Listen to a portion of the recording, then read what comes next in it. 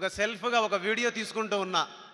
ఆ వీడియో తీసుకుంటున్నప్పుడు ఆ వీడియోలో కుర్చీలో కూర్చున్న నా భార్య, ఇద్దరు పిల్లల్ని కూడా వీడియో తీసా.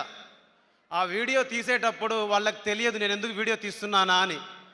అప్పటికి ఇంటికి కిరాయి ఎలా కట్టాలి, పిల్లల్ని ఎలా చదివించుకోవాలి, ఎలా బతకాలి, రేపు ఎలా గడపాలి అనే ఒక సందేహంలో చిట్ట చివరి రోజుల్లో చిట్ట చివరి క్షణంలో ఉన్నప్పుడు మా ఇంట్లో సెల్ ఫోన్ సిగ్నల్స్ రాని ఒక ఇంట్లో నేను ఉంటున్నప్పుడు ఒక ఫోన్ కాల్ వచ్చింది.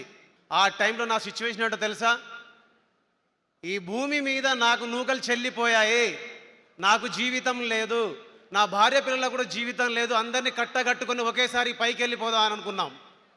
అలాంటి సమయంలో ఒక దేవుడిలాగా, ఒక జీసస్ లాగా, ఒక అల్లా లాగా, ఒక రాముడి లాగా, ఒక తిరుపతి వెంకటేశ్వర స్వామి లాగా, మనందరం మొక్కే దేవుళ్ళలాగా ప్రత్యక్షంగా ఒక మనిషి ప్రత్యక్షమై నా కోసం నిలబడితే ఆ నిలబడ్డ వ్యక్తి పేరు, శక్తి పేరు, వ్యవస్థ పేరు రవితేజ సార్.